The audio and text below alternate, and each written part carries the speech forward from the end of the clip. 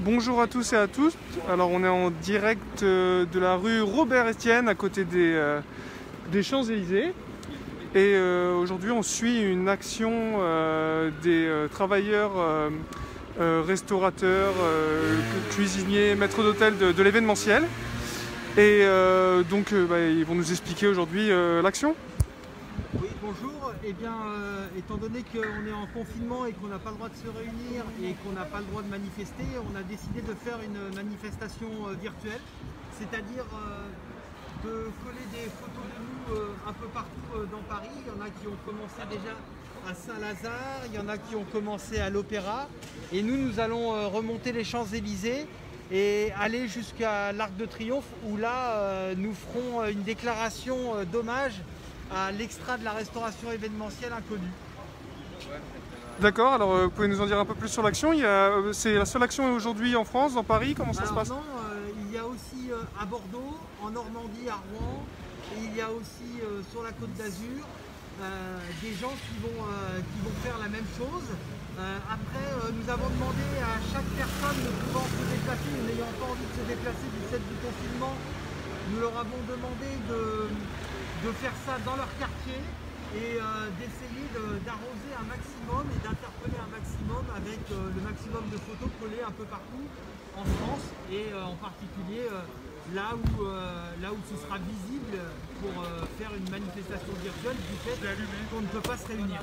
Alors vous dites que vous êtes parmi les oubliés du gouvernement, c'est-à-dire est-ce qu'il y a un dispositif qui a été prévu pour votre situation? Parce que les dispositifs qui ont été prévus sont le chômage partiel, mais nous étant donné que nous ne sommes pas en CDI, nous n'y avons pas le droit. 2, pour les auto-entrepreneurs, il y a eu une aide, mais nous n'y avons pas le droit non plus parce que nous sommes salariés en CDDU, c'est-à-dire contrat à durée déterminée d'usage. En gros, ce sont des vacations pour des missions précises. Et donc du coup, nous sommes dans une espèce de vide où personne ne nous aide. Tout le monde nous entend, mais personne ne fait rien pour nous. Alors, c'est-à-dire que vous n'êtes pas intermittent? C'est ça C'est-à-dire que dans le fait, on est intermittent dans le fonctionnement, mais en 2014, on nous a retiré le statut d'intermittent de la restauration. D'accord. Et donc, on nous a placés dans le régime général des chômeurs. Du coup, nous ne sommes plus identifiables, et comme nous ne sommes plus identifiables, nous ne pouvons pas, comme les intermittents du spectacle, alors qu'on a le même fonctionnement, jouir d'une année blanche. Alors c'est-à-dire que si vous n'avez pas réussi, ou si vous n'avez pas eu le temps d'avoir vos heures pour cette année, vous n'avez pas de dispositif qui vous protège, c'est ça? Alors après, la seule solution, c'est le RSA au mieux, et pour ceux qui ont un conjoint qui travaille, c'est rien du tout. Et donc là, ça fait combien de temps que vous êtes dans cette situation à peu près? Depuis le mois de mars, depuis le début du confinement. Vous avez déjà interpellé le gouvernement là-dessus? Ça fait 9 mois qu'on interpelle le gouvernement, les députés, qu'on fait des manifestations, des actions. On a bloqué le périphérique. On a bloqué le périphérique, on a manifesté aux Invalides, on a manifesté au Trocadéro, on a fait un cimetière de chemises blanches devant le château de Versailles. Mais rien, on nous entend, on nous dit qu'on nous entend, mais personne ne nous aide. D'accord. C'est les premières fois que vous vous mobilisez. Je veux dire, est-ce que vous êtes des habitués des manifestations? Vous en avez fait avant le... Avant le mois de mars, on était habitués surtout à travailler, c'est-à-dire des journées allant de 6 heures minimum jusqu'à 18 heures maximum.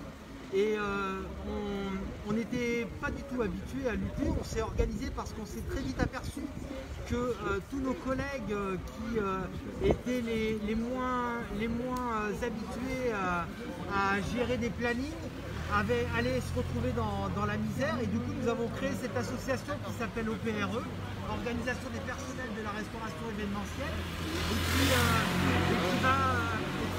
qui a été créée par des gens qui n'avaient pas l'habitude pour aider justement et faire entendre le problème qu'on a tout de suite identifié, étant que les gens allaient tomber petit à petit les uns après les autres. Alors ça c'était quand déjà? Ça c'était au mois de mars, dès le début du premier. Est-ce qu'avant le mois de mars, vous aviez l'habitude de manifester, de vous faire entendre? Avant le mois de mars, nous avions des droits chômage qui étaient réouverts régulièrement, mais comme on est une population qui est habituée à travailler, eh bien, on ne les utilisait pas.